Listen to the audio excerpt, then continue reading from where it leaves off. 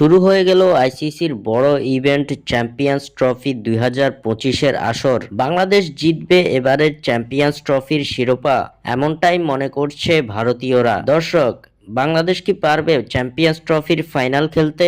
আপনাদের মূল্যবান মতামত আমাদের কমেন্ট করে অবশ্যই জানাবেন।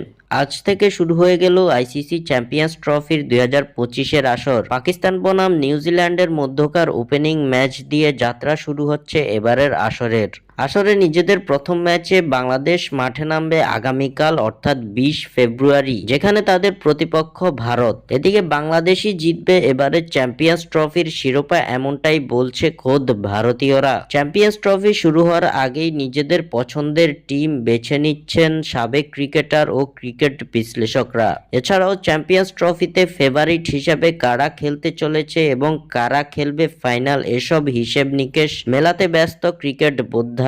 এসব হিসেব নিকেশে বাংলাদেশ দলকে পিছিয়েই রেখেছে অনেক সাবেক ক্রিকেটাররা। তবে ব্যতিক্রমী মন্তব্য করলেন ভারতের সাবেক স্পিনার মুরালি কার্তিক। এবারের আসরের ডার্ক হর্স হিসেবে বাংলাদেশকেই বেছে নিয়েছেন সাবেক ভারতীয় স্পিনার। তিনি মনে করেন বাংলাদেশ খেলবে চ্যাম্পিয়ন্স ট্রফির সেমিফাইনাল। ক্রিকেট বিষয়ক ওয়েবসাইট ক্রিকবাজের চ্যাম্পিয়ন্স ট্রফি নিয়ে বিশেষ আয়োজনে এই কথা বলেছেন তিনি। টুর্নামেন্টে কোন দলকে ডার্ক হর্স হিসেবে বেছে নিবেন মুরালি কার্তিক, এ প্রসঙ্গে কথা বলতে গিয়ে মুরালি কার্তিক বলেন, বাংলাদেশ তারা বিপজ্জনক দল।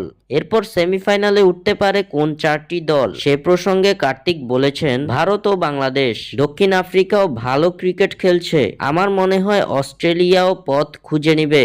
স্বাক্ষর থেকে সাদবিন ইসলাম।